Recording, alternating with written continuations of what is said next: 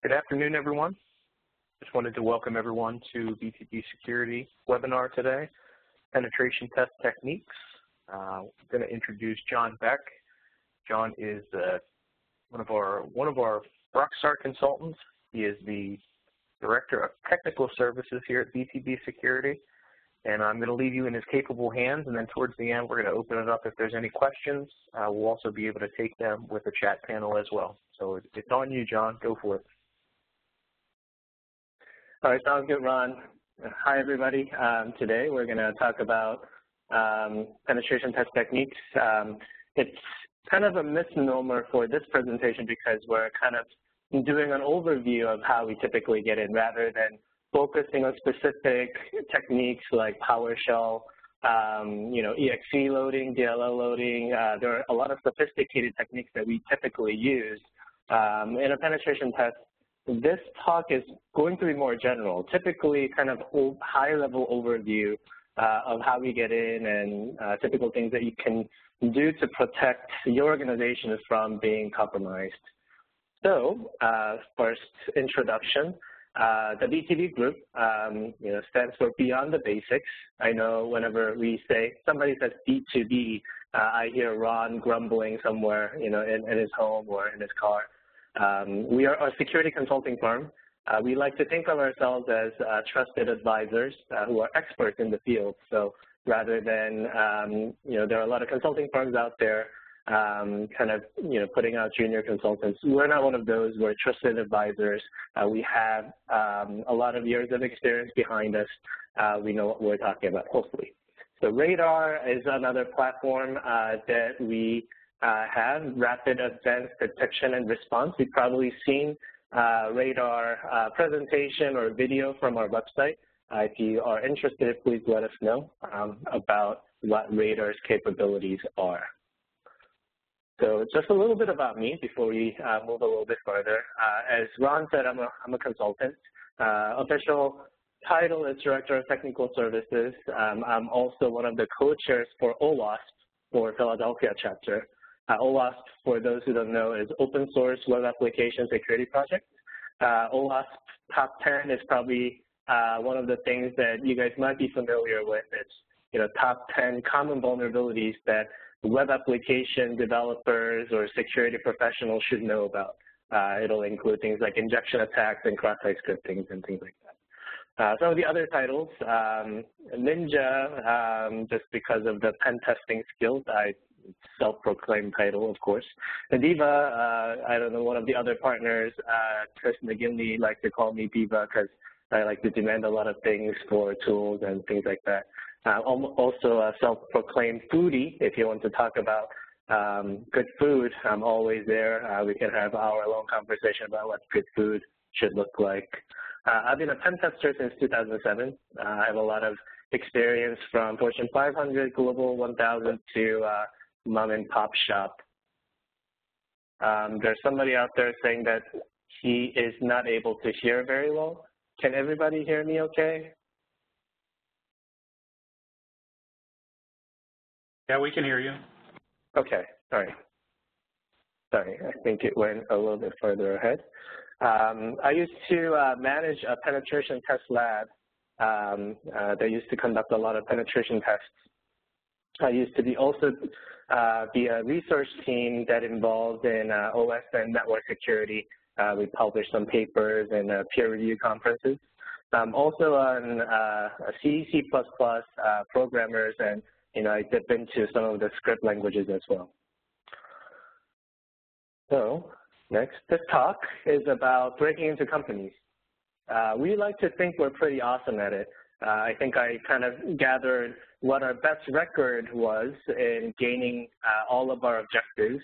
I think the best record was 10 minutes. That is coming on site somewhere, starting from there, getting to inside the facility, opening up our laptop, gaining access to the domain admin credential, and gaining access to one of the database servers that had everything. Obviously, everything had to kind of line up perfectly, and we'll kind of talk about what that looks like. And because we're pretty awesome at it, we want to kind of impart our wisdom to the crowd. and kind of discuss how hackers think and operate through this talk. And also, one of the main reasons why you guys are probably here is we want to also talk about how to defend these type of attacks. So typical attack kind of looks like, a lot of the attacks will look like this. And this is, of course, overgeneralization of how an attack looks like. But typically you do some research, reconnaissance, about what the environment looks like and some of the employees and other assets, something like IP address and host names. Once you find out about what to attack, you try to break in. If you are successful in breaking in, initially you escalate and try to establish presence if that's one of your goals. Try to get into additional systems, access additional data, access to everything, something like global administrator or domain administrator. And if you're evil, and for the record I'm not, you can sell the data for money and do the illegal things like wiring money if the target environment is a bank or a financial institution. You can bot the systems and use them at your fingertips, ready for attacking other systems or governments or states. Or you can just simply shut them down and see them suffer. So I'm going to talk about these three, research, break-in, and escalate, and skipping the evil part for now. Researching, breaking, and escalating, what that looks like. So researching is important because there's a lot of stuff there out on the internet. Typically, you'll find a lot of things on LinkedIn, Facebook, such as people's interests, employees who work for a particular organization. You'll find that a lot on LinkedIn as well as Facebook. You can do search engine hack. You probably heard of the term Google hack or Bing hack. You can do things to find vulnerable servers through that way, what kind of content that they're hosting. What's good about that is a lot of the work is done for you by the search engine. You can also do Google Maps for physical pen testing or physically attempting to break in. You can see bird's eye what the building looks like, where the entrances might be located before you even go there. Also tools. There are a lot of tools that you can use to kind of automate researching on the internet, such as Appears, Harvester, Recon, and GFOCA. Some of the slides and the content will be provided to you after the presentation, so you can do some research on some of these tools and what you can do. Also, depending on what kind of the target environment it is, you might be able to find some posts to say, hey, we rolled out this particular solution, we can't get it to work. Hey, Stack Exchange people, do you know how this works? And somebody asks, oh, can you post the configuration? And if the admin is careless, he might actually post some sensitive information in the configuration. We haven't really seen that recently, but that was probably the trend about 10 years ago. We might see Git or Google code projects where the code of an internally developed application might be shared. Some of the comments might contain sensitive information about the environment or even some passwords. So Facebook. Facebook is really cool. If you type in people who work at and then enter in the company name, you'll find a lot of information. This particular one is a university located in Philadelphia and found, I think this search enumerated about 8,000 people from Facebook alone. From there you can get first name, last name, sometimes middle name as well. Their positions in each of the places that they listed in. Again, should be no surprise for LinkedIn. Again, about 9,000 hits for the same organization. And for LinkedIn, you might say, well, you can't really find out the last name because it'll show up something like John B for me, for example. But there are extensions and other ways that you can do. If you're a premier member of LinkedIn, you can find out the last names and things like that, upgrade for full name, right? Or you can use Lipple, which is one of the extensions that you can install on Chrome that will give you the full last name, as you can see in the screenshot. Google Earth, you probably played with Google Earth, probably looked at your home on Google Earth, looked at, I don't know, somebody else's that you're stalking. But Google Earth is really good because it kind of gives you a good layout where the ingress and egress points are from physical perspective. And this is a building that we're currently located right now. You can kind of see from the wooded area where the steps are, you can see that there are a couple of entrances into the building that we're located in case you're thinking about breaking into BTB. Street view is really good because, you kind of want to drive in there, walk in there. You want there to be almost no surprise, because when a surprise hit you, then attackers tend to kind of get startled. And when you're startled, then it messes with your mojo, and you might not be able to work very well from the technical perspective, and et cetera. So again, another way to kind of gather more intelligence about what you're targeting. This is an example of a tool called a harvester. The harvester will crawl your popular search engines like Google, Bing, etc. Will search for email addresses. On the right top corner, you'll see a bunch of addresses that are enumerated. And on the right bottom side, you'll see IP addresses and host names. And from this, you can kind of see what the email address convention looks like. And also, you can kind of see what IP addresses they hold. And from there, you can probably figure out what IP address ranges that they're using. Not only that, you can probably figure out, based on the host name, what the functions of these are. So if the revealed host name contains something like vpn.btb.com or something like that, you can kind of say, oh, they're using a VPN. If they have something like owa.btb.com, oh, you're using Outlook Microsoft Exchange. Okay, so you can gather some information about the technology choices that they're using, as well as what kind of ingress points there could be for the organization. Other tools like Fierce and RefundNG does kind of similar things. Again, it's looking for publicly available information. Fierce is hitting the DNS servers of the target organization, which could be third party. Also, RefundNG, here I'm using a database called Shodan. I don't know if you've heard of the database, but it basically keeps the reverse lookup information from IP to a host name at shodan.com. And if you have the API key for their services, which means that you just pay a certain amount of money, you can actually get that information from them. All right, so I kind of wanted to tie some of this into IT governance, because we want to be able to limit what an attacker would be able to see, through some sort of method. Obviously, there are some technical controls, such as reputational control and guards, and performing periodic assessments to search the internet to see what kind of information could be searched and found. You can definitely create a policy for acceptable use through the employee agreement. You can also do some periodic review of the technical solutions that we just mentioned.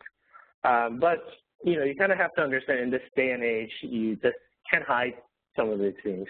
You can't hide some of the information, no matter what kind of policy there could be, or what kind of technical solutions there could be.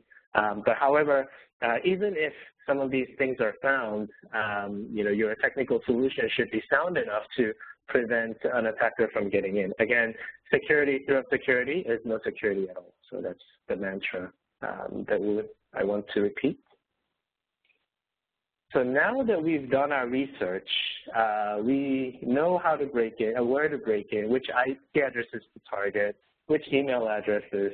We have some ideas about the environment, so we want to go ahead and we want to break in, right? So breaking in, now the actual, what people consider to be hacking or penetration testing actually begin.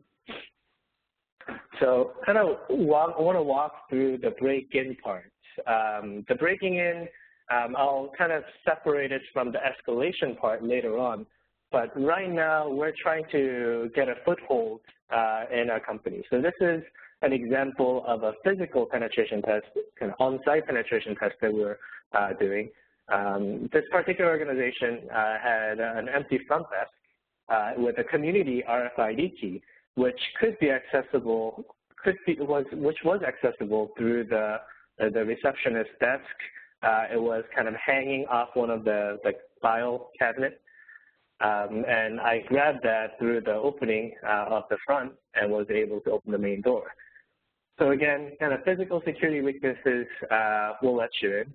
Visitor policy could be one of those things if, the front desk was to be emptied, another receptionist walks in, or, if there's a visitor policy, don't have a community RFID hanging off of an opening.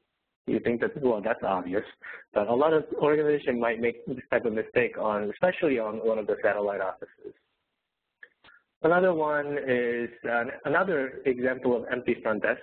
We were able to just simply jump over the front desk, where on what's not shown on the screenshot is a guarded door with an RFID key, but we just saw that behind the receptionist desk, it had access to the facility, so we just jumped in.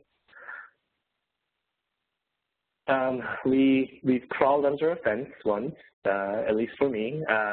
It was one of the, again, satellite kind of more industrial complexes of a client. We're kind of walking around the perimeter of the facility, and we saw on the back one of the fence earth was kind of degraded, I think, from excessive hosing around the area through using the equipment, and it was connected to the smoking permitted area. So again, kind of periodic review of the perimeter might have prevented this. Again, kind of visitor policy, if somebody is sitting there in the smoking permitted area and you don't recognize him, just start a conversation, find out who he is. Piggybacking is probably the most common way that we get into a physical facility. Typically, what you see on the right-hand side of the slide, not a lot of the organization have that implemented. So you'll see just a simple door. Somebody walks in, you're holding your phone, you're holding your luggage, or sometimes you hold, the Starbucks cups. People are willing to open the door for you. So if this is a true concern, implement more secure gate entryway so that piggybacking is not possible, or just increase the security awareness education and monitor the camera. We don't see this too often these days, but every now and then we see it, especially I want to say on the more satellite places. On the physical security side, you can kind of stick in a credit card through the opening of the doorknob and get access. In this case, it got us access to the data center, the main data center of a client, and obviously simple solution like putting a lip in between the gap could simply prevent it. And now more technical aspects, and you'll kind of laugh, well, password one, that never happens. We thought that a lot too when I was initially doing the penetration testing, and we were getting in some of the most amazingly simple ways. And initially, clients mentioned that we are getting lucky. And now that I've been doing this over 10 years, and we're continually getting lucky. And that might actually tell us something, that this might not be one of the more one-off type of phenomenon. It happens in a lot of the organizations, and people should be more aware of it. Other than password one, in which this screenshot actually shows, we've seen a lot of kind of fall 2014, winter 2014, January 2015, winter 2015. You'll see that kind of combination, kind of season plus year. Some of the more kind of international clients, I don't know if we have any international folks joining us, but EC123 is actually very popular password for the international clients. I'm not sure why, more than any of the other ones that I mentioned here. So again, and also again, put something like company name one. So for us, it would be like BTB Security one with a capital B. Something like that is commonly used. Again, some of the and this is one of the things that's really hard to defend, right? So security awareness training to tell the folks, hey, everybody has this problem, and these are some tips on how to actually secure your passwords. So use secure passphrases, use a randomly generating password tool and save it in a KeyPass or something like that. And of course, updating your password policies and controls. If you're really paranoid about this type of issue, then you can, of course, implement something like two-factor authentication or multi-factor authentication to boost or to compensate for weak passwords. Once we're on a network, especially on an internal network, let's say we broke in and we are plugged into the main core switch of an organization, we can do a lot with the network spoofing. So ARP spoofing, LLMNR, and DNS spoofing. The screenshot that you're seeing is an example of what's called LLMNR spoofing, which is by default enabled on all Windows systems. So if you're connected to a main core switch with the defaultly configured Windows system, you might be able to capture a lot of the credential responses that you're gathering, and you can take that to a cracker offsite and crack the password. And that's sometimes how we typically get in to the Windows domain as a valid user and password. So some of these controls can be mitigated by configuration controls. So also there are some things that you can implement on the switches or alongside the switch. I just, generally refer to them as network safeguards to watch out for this type of attack, because a lot of this type of attack will generate certain traffic that one can look for to identify that there is an ongoing attack. So that's another example that we get in. Another popular one, we don't necessarily see this a lot on the external side, but once we're on the internal side, we might start seeing some systems that are missing systems with missing patches. This particular vulnerability, MS08067, you probably have heard of it if you are interested in kind of security and was following. Again, this is kind of Windows patch that was released in 2008, and you say, well, this is 2015. How can it be that you're still seeing stuff from 2008? Well, some of the reasons why we're seeing it, because there are some systems people say, well, this system cannot be patched. Well, if you patch it, things will break, or this department will scream, oh, that is managed by somebody else, or some places it's probably hard to find some place that with a broken patch management that's going back all the way to 2008. Usually, it's kind of one-off type of system where it's forgotten, it's in the closet somewhere, it's in the satellite office somewhere, tucked away under somebody's desk. It is serving one particular need, everybody's aware of it, you want to get rid of it, but you can't. In that type of situation, we see it a lot. So again, the way to deal with this type of situation is no more punting of the responsibility.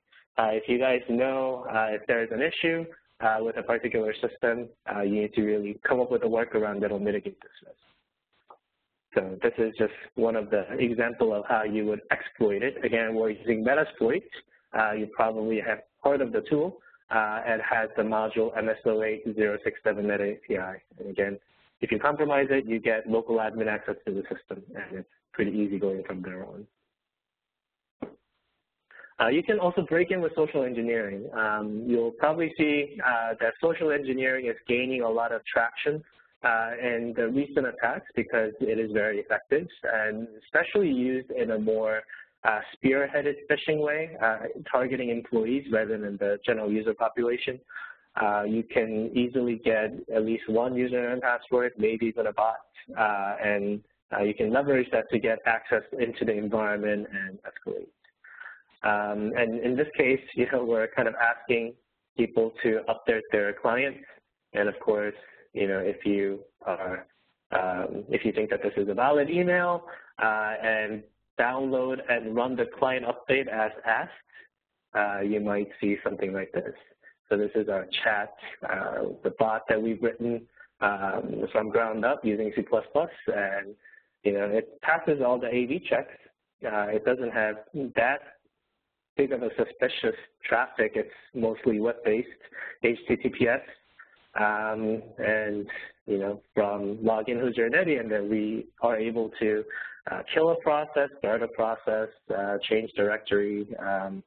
Using that, we can load additional tools to run, to dump the passwords, pivot in to other systems, and etc.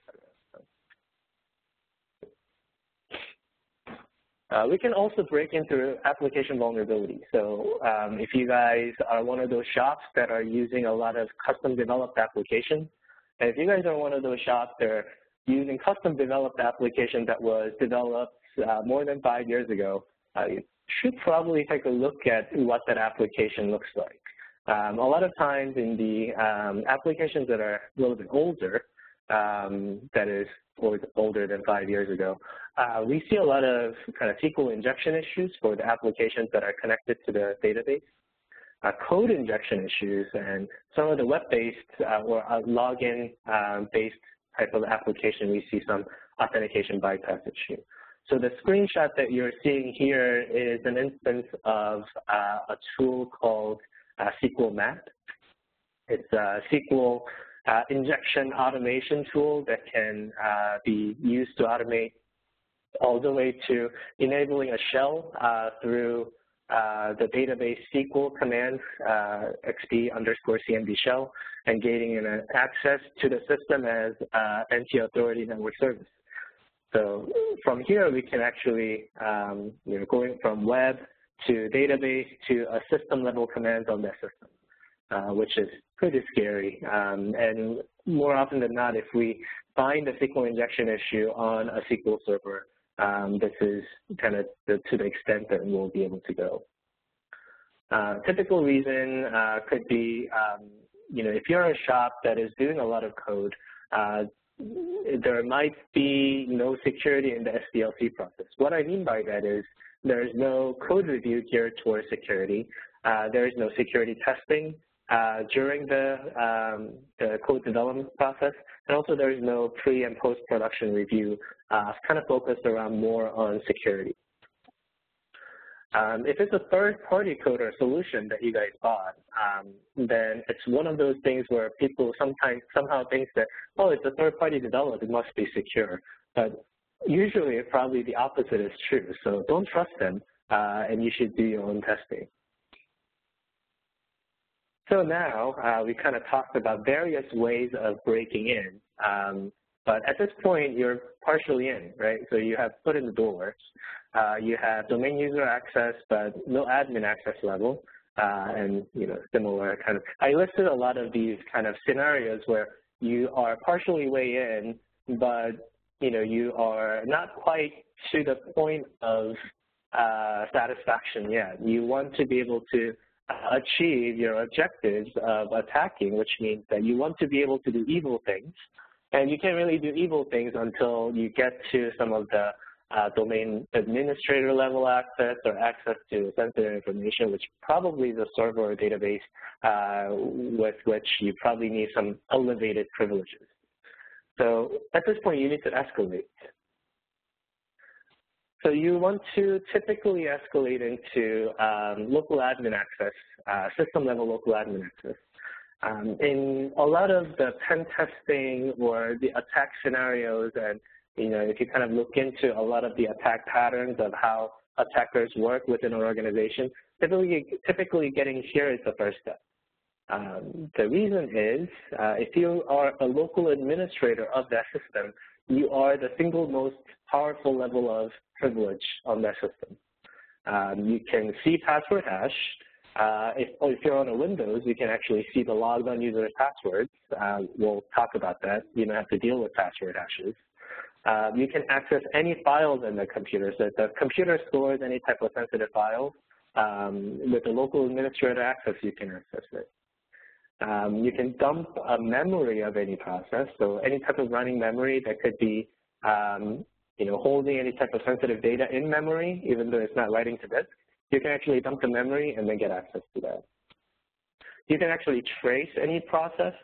This is probably more achievable readily on kind of mixed type of system, but you can certainly do so on Windows as well to not just dump memory, but you can kind of see the changes in memory space.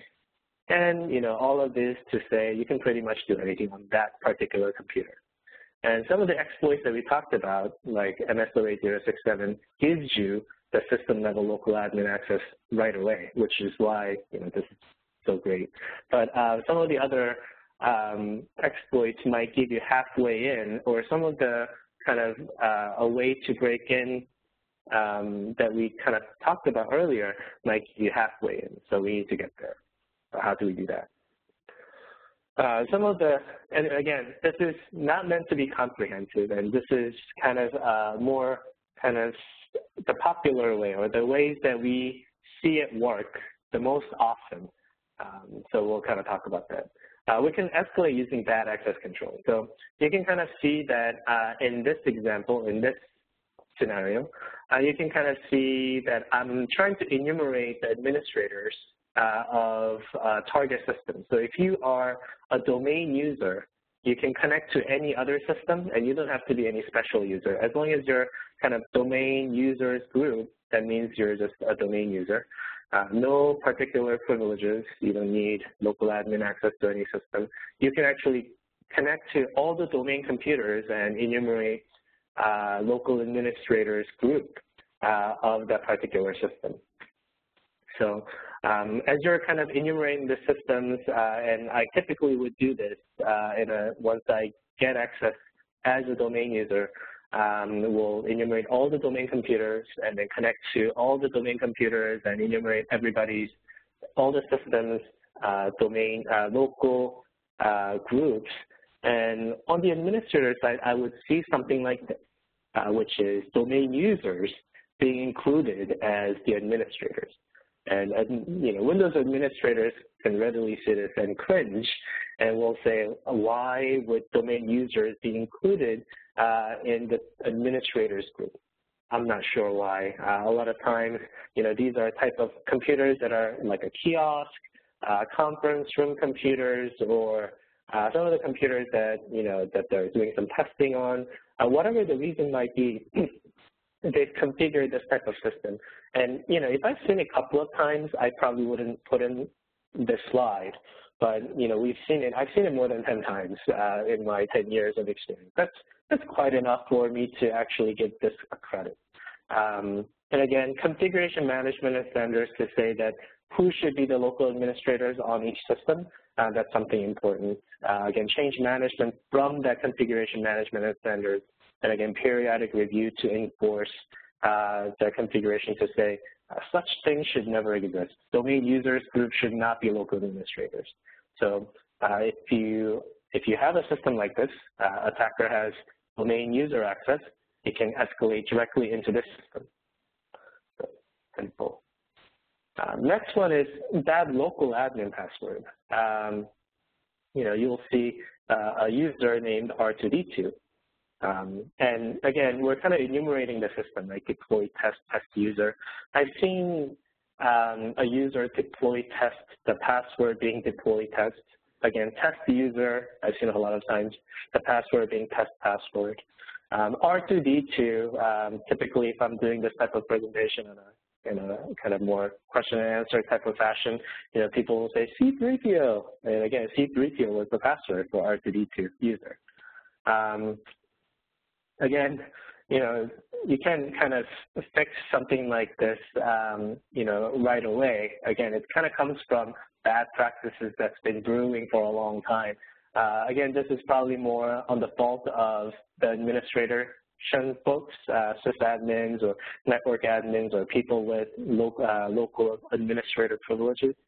Educate them if they are given that type of responsibilities to not do something like this. Don't configure usernames and passwords that are guessable, that are easily cracked, and so forth. So again, typically more goes to IT administration policy rather than kind of general population policy. And again, password policy and periodic review also helps. Another way that I think this is probably one of my most favorite way of escalating, because it happens almost to all organizations. I haven't actually seen a lot of organizations that don't have this. And it is kind of evident in how a lot of the applications and functions work within an organization. So this one, we're looking at SysPrep. Within SysPrep, SysPrep is a tool that you deploy workstations and laptops using baseline images. It joins to the domain automatically after installing Windows and things like that. If you don't encrypt the configuration, you'll actually see the username and password that was used to join the system into the domain right away. If the domain and the username that is used, in this case, this is SVC image. If that type of username is a domain admin, because that's an easy way to add a user or a system to the domain, then after just looking at this, we can actually log in as a domain administrator. Other ways that we find access files is that if the web application root directory is accessible, and then we might be able to see the database connection credentials right there, and we might be able to access the database right away. So again, a lot of this might more be geared towards the IT administration process, and again, periodic review should help, but we see this a lot. This is what I just talked about. We might be able to see, SA and password, and using the SA password, we can actually, again, kind of execute system-level commands, sometimes as local administrator. Again, don't use SA. If you're, configuring or developing your own application that connects to the database, don't use SA or, sysdba or something that's very highly privileged. Create a new user that has only access to certain tables that it needs to access with the right type of privileges. Again, missing patches come in handy sometimes. If we're in a system, nothing else that we just talked about works. Sometimes there is a patch missing on that system that allows us to escalate our privileges. So patch management, if you scan the system, you might be able to find that there are systems with patches missing. So once you get local admin access, you can actually dump the password hashes from the system. You might have heard of the password hashes. Password hashes are encrypted passwords that are stored on the system. The systems compare whatever you're entering to log in to see you have the valid password. With local admin access, you can actually dump the encrypted password and attempt to crack it. And we have GPU-enabled crackers, multiple GPUs, or people borrow the Amazon clouds, 100 nodes for an hour to easily crack some of these passwords. And this is kind of some of the examples. We're using GPU-enabled cracker here, and we were able to crack it. So that's what it looks like. Also, once you dump the password, what we typically see is that a lot of the organizations like to use the same password.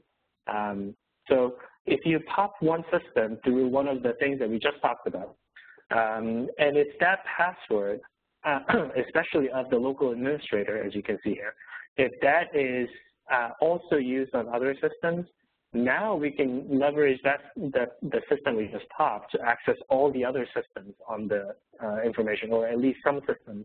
And kind of moving along there, we can find yet another password hash or yet another password, and then rinse and repeat until we get actually what we need. And this is one particular way of doing so. We can kind of see who is logged on each system that we can access, and then we're kind of doing a scan to see, okay, we can access this system, we can access this system, we can access this system. On here, this user is logged in. On here, this user is logged in. And eventually, we'll be able to find in a single scan that domain administrator was logged in on a particular system. And from there, we can actually dump the logged on user's password. So this is slightly different from what we just talked about, in that we're not really dumping the encrypted password, we're dumping the plain text password. And what's even scarier is that it doesn't really matter how long your password is. Windows LSAS process actually stores your password in memory. So by being able to dump the memory of the LSAS process, I can see your password. As you know, this guy from 610 I see your password. So the tool to do so is called Mimikatz, and you can typically do that without really triggering any antivirus. Some of the bad password part too, we kind of talked about R2D2. One time that was actually the domain admin username, and C3PO was actually bad password. So when you get access to a particular domain, we enumerate all these users, and sometimes you kind of say, well, that's a weird username, R2D2, and then you figure out, well, maybe C3PO is the password, and then by guessing that right away without going through all the trouble, you might be able to guess. You might be able to get actually the domain admin access. So all of these, yes, it can all happen in 10 minutes. Obviously, I talk for more than 10 minutes, but when you're typing, it's much faster. So anyway, so with the domain admin and enterprise administrator in a Windows environment or a similar LDAP admin access within a mixed environment, you can access everything, keylogger, bot zombies, the whole apocalyptic scenarios that you can think of. Yes, all of those probably are possible with the attacker holding the domain administrator or enterprise administrator credential. So here are some of the overall flows that you'll see. Do some research, and then get in using in the yellow box all the things that kind of, put your foot in the door, and then yet again kind of escalate using all these things, and then get access to domain administrator or the other global administrator access. And be prepared to do evil things if you are evil. So that's kind of how attacker thinks, and I want to kind of tie into a particular scenario. The one that you're all aware of is target breach. So let's read one of the synopsis of how everything happens. So after stealing the vendor's credentials, okay, so that's a way in. Attackers exposed an app vulnerability. That's probably another way in. A lot of people think that it's a SQL injection issue. They were able to get access within the Active Directory environment within the target's internal network. And they were able to query the directory to identify the target, and then use the pass the hash attack to gain access to domain admin credential. Again, kind of similar. They probably got local admin access on a system. They used the pass the hash to hop onto other systems where the domain admin was logged in. And then they bypassed network security measures to get into the cardholder data, and then you got access to sensitive customer data by, as we all know, by installing the Trojan on the point of sale system. So all of this, kind of like what I'm talking about, sounds very simplistic. But again, it happens in breaches like Target, and Target is not alone in this. If you kind of read other breach reports, a lot of times, once something is compromised, somebody wants to do some type of harm, wants to get into a particularly secure location, they will follow similar techniques. So lesson for business. Of course, listening to this, you can say, oh, then there are so many ways of getting in. It's just too hard. You can't give up, right? And a lot of times when we're talking to customers, we'll hear things like, well, but patching that or addressing that issue will take effort away from this project. And we all understand that IT organization is, tight for resources, and there's always project deadlines looming. But we can't really give up, right? Because security has become one of the big issues. So let's work on the fundamental governance items, and we'll kind of talk about what those are. Evaluate and test the fundamentals, and let's make it a priority. But what's kind of sad about the defending part is that they still might get in after working on all the governance items. But again, we want to prove that we're doing our best due effort, and we are trying the best we can, and that's sometimes the best we can do within security. So some of the fundamental controls is, patch management. Again, there can't be any one-off systems in your patch management program. Harden the configuration. You want to scan and assess periodically, and no more weak passwords. Access control based on need to know. Again, some of the slides will be readily available for you after the presentation, so you can kind of review what this looks like. And monitor the network. And also make it hard for attackers. Make it hard for me, personally. If I'm kind of doing an assessment for you guys, make it hard for me.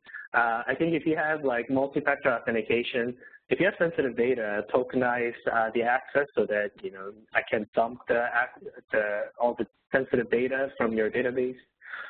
Use limited access accounts. Don't use local system. Don't use overly privileged accounts to do the job. Segregate the internal network so that I can't do things like network attacks, spoofing attacks, and so forth, and some of the other things that I listed here.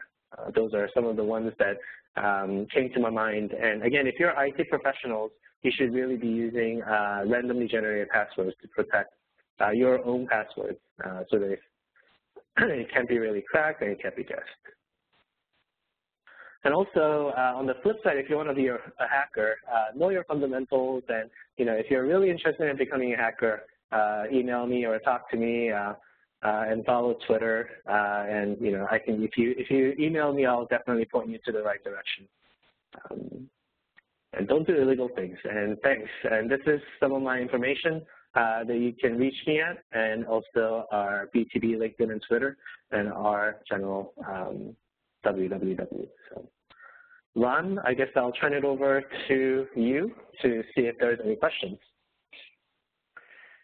Yeah, thanks, John. A lot of good information. Again, it's very hard to go super deep into here. Obviously, we don't want to arm anybody with the tools to do bad things when they're not really supposed to be doing that kind of stuff. But I think John just wanted to give a nice overview. Kind of goes somewhat technical in some of the spaces that we look at. If there's any questions, you can feel free to go ahead and send a message directly to the host or the panelists. I'll kind of read them off, and then John can work through them. If not, I appreciate everyone's time today. The recording will be uploaded to the website in the resources section under videos as well. So look for that if you've missed a part of it or just wanted to refer back to it. Again, John's made himself available. I would do the same. Go ahead and look out on our website. There's a lot of contact information on how to get a hold of us. We do appreciate your time today. I'm just going to leave it open for a couple minutes here. John took it right up till 2:50, which was good. But if anybody has any questions, we'll kind of stay on the line, and then right at 3 o'clock, we'll probably cut off if there isn't anything else going on. So thank you very much. And again, we're open to any questions. And if you want to contact us afterwards, feel free to send us an email, send us a private message, or give us a call.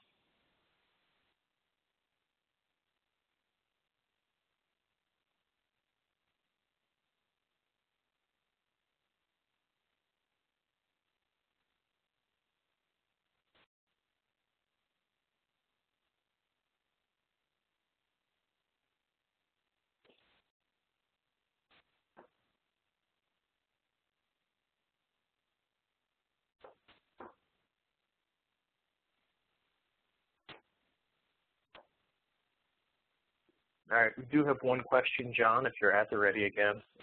Sure. You've already started to pull your presentation down, but just hold on. This one says, out of curiosity, what would you recommend as a safe way to begin learning more about pen testing?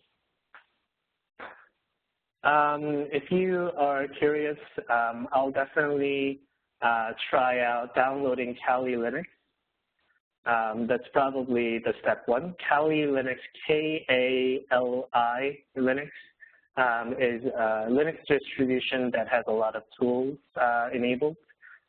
So from there, you can kind of learn a lot of the tools. Kali Linux is made by Offensive Security. And from Offensive Security, they have like a tutorial on how to use Kali Linux, as well as some of the map for how to, when to use what kind of tools and et cetera. If you're more interested in beyond that, you can start building your own kind of network. I'm sure you probably have access to VMware Player and things of that nature. There are some VMs that you can download from the internet. One of them is Metasploitable, that can kind of give you a brief introduction on how to use Metasploit, which is an exploitation tool. And again, you can compromise the Metasploitable in different ways. And there are other VMs like that using something like WebGoat is web application oriented. If you're becoming more serious about this, then the one certification, if you're kind of certification oriented, if you are interested in certification, the one certification that I recommend is getting what's called Offensive Security Certified Professional, OSCP. It's very technical. So let's say you got through Kali Linux, Metasploit, everything, you're kind of looking for an actual lab where you can kind of get your hands dirty. OSCP is the certification that I found to be hugely beneficial for a lot of the guys when I used to manage a pen testing lab. So a new guy would come in with some skills and we want to polish it. We'll usually have them go through OSCP and obtain the certification.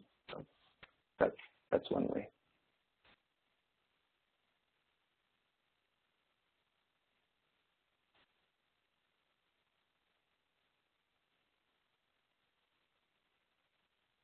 Thank you, John. If there's any other questions, go ahead and post them up on the Q&A or actually to the chat window, either one, and we'll go ahead and answer them.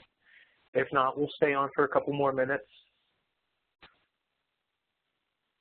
Yeah, there's I think a couple of people asked a question, but I'm not quite sure how to do this. Okay. There was another one that came in, John, that says, any issues related to industrial control systems specifically? Like a SCADA, that's what they're talking about, right? So SCADA, what I've seen is that it's very fragile. In the past, they typically in a SCADA system, you'll see constraints like you cannot update the system or modify the configuration once it's working, or at least that's the client's expectation of how the system should be controlled. So that's it creates that one-off type of scenario where an attacker comes in, it's the weakest link in the environment, and sometimes it's the most important system that you need to control from the attacker, especially, if the attacker's intention is to create chaos by, doing something harmful by modifying something that is controlled by SCADA system. So that's kind of like the issue that I see, that a lot of the SCADA vendors do not really give their clients kind of control over the patches and configuration, and they themselves are not that responsive or responsible to kind of update their own solution. So that's kind of the biggest trouble that I see. Some of the other SCADA issues that have surfaced is that they're using proprietary communication sometimes that is not encrypted. So again, people from DEF CON, Black Hat, all these researchers kind of sitting in for a couple of months, looking at their traffic and figure out what it is. So again, kind of relying on security through obscurity rather than security through solid fundamentals like encryption, during transit and things of that nature. So that's kind of the biggest trouble that I see with SCADA. I don't know if I just presented more problems to the question. I guess the solution would be creating a solid segregated network, increasing monitoring on that network on the core switches or on a SNF port on the core switches to identify attacks. Some of the compensating controls can be implemented on the SCADA devices or around SCADA devices where you might be limited in applying patches or configuration controls on the SCADA systems themselves. So I would say that's probably your best bet. And we had one more question come in just now. What recommendations do you have for someone wanting to get into IT security with book knowledge or a degree but no hands-on experience? Again, I would probably, work with some of the resources that are available online. So again, Kali Linux, Metasploitable, download those. If you have kind of gone through some of that, if you want to demonstrate that you have that skill, I think somebody like, me would at least, look for somebody with OSCP experience. If you have OSCP experience, you probably can qualify yourself as somebody who knows how to, run the tools and things like that. At that point, you just need some real-world experience to kind of demonstrate your skills. So OSCP, publicly available resources. One of my colleagues also told me that SANS is also putting out something similar to OSCP kind of student lab environment, which is called NetWars, kind of spelled together. It's from SANS. I haven't actually tested it out yet, but from the synopsis or the syllabus of what NetWars provides, it seems to be pretty solid information. So if you guys try it out, give me feedback, let me know. I might be able to ping some of the instructors to see what it's all about.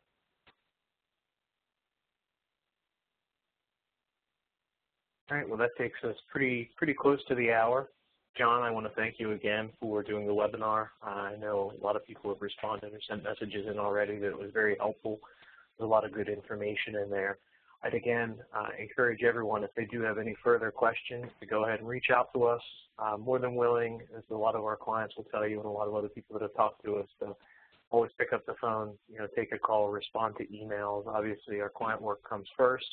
But at the same time, this is what we do for a living. So more than happy to take the time out and talk to this stuff. Thank you all. I appreciate it, and have a good day.